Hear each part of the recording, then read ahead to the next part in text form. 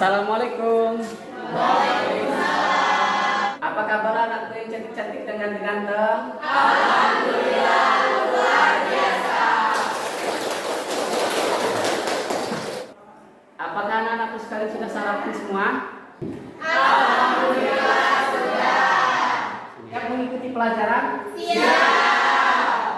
Baik, anak-anakku sekalian, hari ini kita belajar pendidikan agama Islam kembali. Akan ketua kelas dipimpin berdoa. Duduk, siap, berdoa, mulai. Berdoa selesai, beri salam.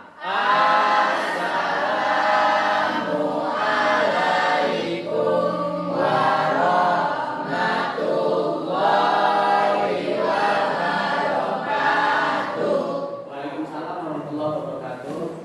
Baik anak-anak sekalian, sebelum kita melanjutkan materinya, Bapak akan absen terlebih dahulu ya. Novita Sari, Hadir. Rosvital Khairah, Hadir. Nova Rianto, Hadir. Yoyon Sugiono, Hadir. Khairul Anam. Hadir. Anak-anakku sekalian, minggu kemarin kita sudah belajar tentang apa, Nak? Tentang Shu'abul Iman ya. Kita sudah bahas tujuan pembelajaran pertama, yaitu definisinya sama dalil-dalilnya. Dan Bapak tanya kembali, apakah masih ingat apa yang maksudnya iman? Saya, Pak. Iman artinya kepercayaan. Ya, saya.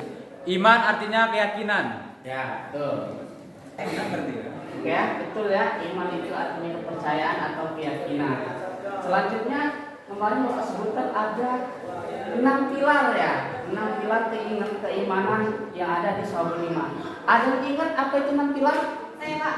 Oh, silakan. Pilar-pilar keimanan ada 6. Yang pertama iman kepada Allah, yang kedua iman kepada malaikat Allah, yang ketiga iman kepada kitab-kitab Allah, yang keempat iman kepada nabi dan rasul, yang kelima iman kepada hari akhir, dan yang keenam iman kepada qada dan qadar. Iya, betul sekali. Terakhir Bapak tanya, di Shu'abul Iman yang minggu lalu Bapak sampaikan, itu ada iman yang paling tinggi dan ada iman yang paling rendah. Itu maksudnya apa? Ada yang bisa tahu? Saya Pak, Iya. iman yang paling tinggi yaitu mengucapkan kalimat la ilaha illallah. Saya Pak, iman yang paling sederhana adalah menyingkirkan apa saja yang menghalangi orang berjalan. Ya, betul sekali. Tepuk tangan buat kita semua. Nah, hari ini kita akan melanjutkan materi kita yang kemarin dengan materi tema yang baru, yaitu macam-macam Shu'abul Iman. Kita minggu lalu sudah belajar tentang macam-macam Shu'abul Iman. Itu ada 77. Ada berapa, Nak? 77. Nah, dari 77 itu akan kita golongkan, kita kelompokkan dan pembagian masing-masing. Kemana sajakah pembagiannya ya? Oke. Kelompok terlebih dahulu berhitung 1 sampai 3. 1, 2, 3. 2, 3. Sudah silakan berpindah ke kelompoknya masing-masing. Yang merasa nomor 1 bergabung dengan nomor 1. Jadi yang merasa diri menyebut nomor 1 berarti dia kelompok 1, yang nomor 2 berarti dia kelompok 2, yang nomor 3 adalah kelompok nomor 3. Ini Bapak ada kertas kosong. Nanti kalian diskusikan dengan teman-temannya, diisi berdasarkan materi yang akan Bapak sampaikan. Silakan ketua kelompok 1 maju, ambil kertas kosongnya. Kelompok 2.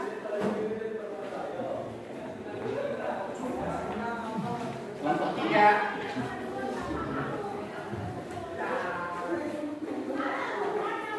Selanjutnya akan Bapak tayangkan materi kita hari ini ya, dengan apa materi Bapak yang ada di PowerPoint depan. Silakan perhatikan di depan. Nah, ini adalah tayangan slide atau materi yang akan Bapak sampaikan melanjutkan materi kita minggu lalu, makna Shu'abul Iman atau macam-macam Shu'abul Iman. Nah, tujuan pembelajaran kita ini, Nak, peserta didik dapat menyebutkan macam-macam Shu'abul Iman. Jadi nanti kalian setelah belajar ini, kalian bisa menyebutkan macam-macam Shu'abul Iman. Kemudian, nah macam-macam Shu'abul Iman ini Bapak tayangkan dalam peta konsep. Untuk kelompok 1 membahas Shu'abul Iman yang berkaitan dengan hati. Untuk kelompok 2 membahas Shu'abul Iman yang berkaitan dengan lisan. atau ucapan. Kelompok 3 suarul iman yang berkaitan dengan tubuh atau badan atau dikenal dengan perbuatan. Nah, nanti masing-masing kelompok Bapak akan tayangkan video, kalian tulis diskusi, isi di kertas kosong yang Bapak bagikan tadi. Nah, diisi berdasarkan materi kelompoknya masing-masing. Paham? Paham. Bapak akan tayangkan videonya.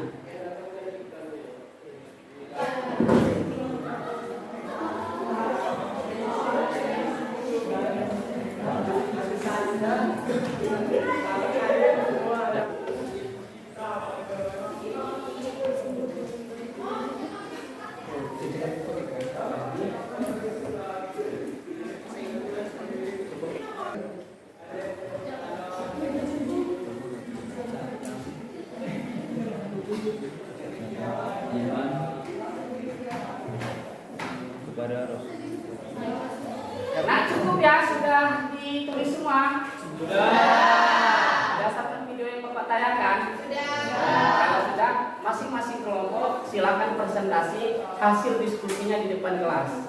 Silakan dari kelompok 1 dulu. Assalamualaikum warahmatullahi wabarakatuh. Saya dari perwakilan dari kelompok 1 ingin mempresentasikan tentang cabang iman yang terkait dengan niat, akidah, dan hati. Yang pertama, iman kepada Allah Subhanahu wa taala, yang kedua, iman kepada malaikat Allah Subhanahu wa taala, yang ketiga, iman kepada kitab-kitab Allah, yang keempat, iman kepada rasul-rasul Allah, yang kelima, iman kepada takdir baik dan takdir buruk Allah, yang keenam, iman kepada hari akhir, yang ketujuh, iman kepada kebangkitan setelah kematian, yang kedelapan, iman bahwa manusia akan dikumpulkan di yaumul mahsyar setelah hari kebangkitan. Yang kesembilan, iman bahwa orang mukmin akan tinggal di surga dan orang kafir akan tinggal di neraka. Yang kesepuluh, mencintai Allah Subhanahu wa taala.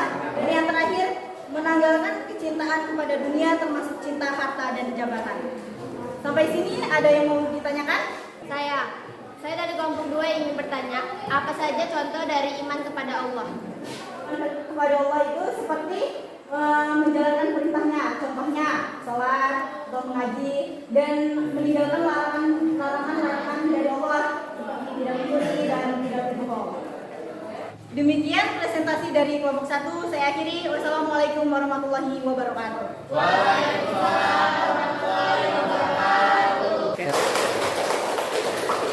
Oke, selanjutnya silakan kelompok 2 untuk mempresentasikan hasil diskusinya.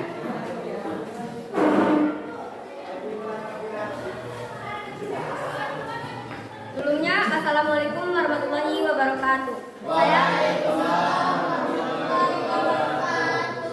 Saya perwakilan dari kelompok 2 ingin mempresentasikan hasil diskusi kami. Cabang iman yang berkaitan dengan lisan. 1. Membaca kalimat thayyibah atau kalimat-kalimat yang baik. 2. Membaca kitab suci Al-Quran. 3. Belajar dan menuntut ilmu. 4. Mengajarkan ilmu kepada orang lain. 5. Berdoa. 6. Zikir kepada Allah Subhanahu wa taala termasuk istighfar. 7. Menghindari bacaan-bacaan yang sia-sia. Apakah ada yang ingin ditanyakan? Ada, saya dari kelompok 3 ingin bertanya. Di situ menjelaskan bagaimana caranya menghindari bacaan yang sia-sia. Apa yang dimaksud dengan bacaan sia-sia tersebut? Menghindari bacaan sia-sia yaitu agar lidah tidak mengeluarkan kata-kata yang mengundang murka, baik murka manusia, lebih-lebih murka dari Allah Subhanahu wa taala. Sekian dari saya akhiri. Wassalamualaikum warahmatullahi wabarakatuh. Waalaikumsalam warahmatullahi wabarakatuh.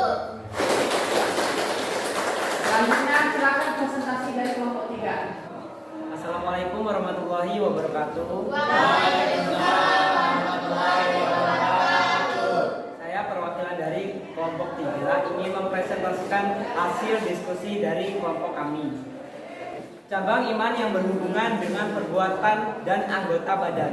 Yang pertama, 1. Bersuci atau toharoh termasuk di dalamnya kesucian badan, pakaian, dan tempat tinggal. 2. Menegakkan sholat, baik sholat fardu, sholat sunnah, maupun mengqadha sholat. Yang ketiga, bersedekah kepada fakir miskin dan anak yatim, membayar zakat fitrah dan zakat mal, memuliakan tamu serta membebaskan budak. Yang keempat, menjalankan puasa wajib dan sunnah. Yang kelima, melaksanakan haji bagi yang mampu. 39, menghindari permainan dan senda gurau. 40, menyingkirkan benda-benda yang mengganggu di jalan. Ini ada yang ingin dipertanyakan? Saya dari kelompok 1 ingin bertanya. Di situ kan terkait tentang bersuci. Coba dong sebutkan contoh-contohnya. Contohnya berwudu, mandi untuk menghilangkan hadas kecil maupun hadas besar. Demikianlah presentasi dari kelompok 3. Saya akhiri. Wassalamualaikum warahmatullahi wabarakatuh. Waalaikumsalam warahmatullahi wabarakatuh. Nah, demikianlah tadi dari masing-masing kelompok, baik kelompok 1, kelompok 2 maupun kelompok 3 sudah mempresentasikan ya hasil diskusinya masing-masing berdasarkan audio visual yang Bapak tayangkan di depan. Nah, ini alhamdulillah bagus semua. Tepuk tangan untuk semuanya. Ini Bapak tayangkan kembali hasil diskusi kalian berdasarkan audio visual yang Bapak tayangkan ya. Pertama Bapak sampaikan untuk kelompok 1 yang berkaitan dengan soal beriman berkaitan dengan hati atau dengan akidah. Itu ada 30.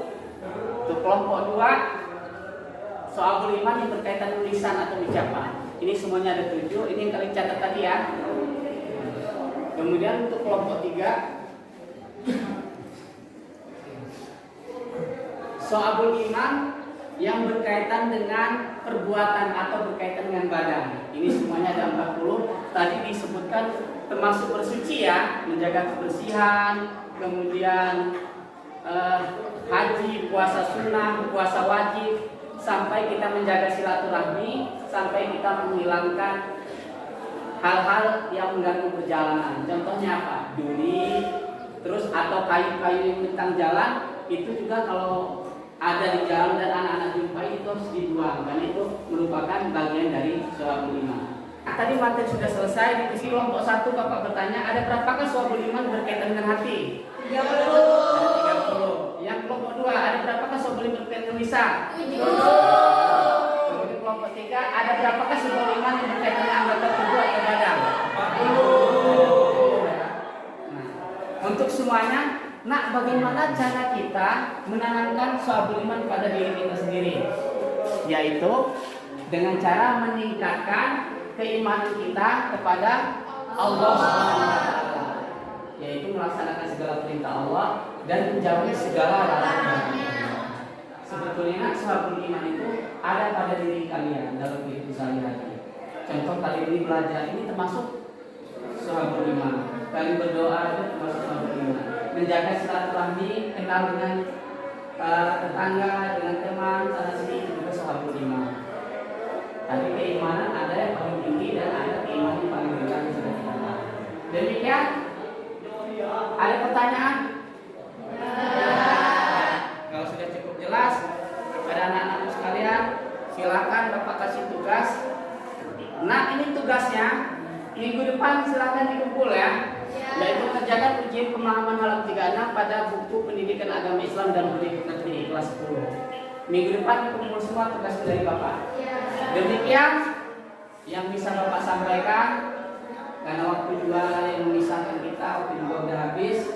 Terima kasih atas segala perhatian. Salam semangat selalu. Mari kita tutup pelajaran ini dengan bersama-sama membaca lafaz hamdalah.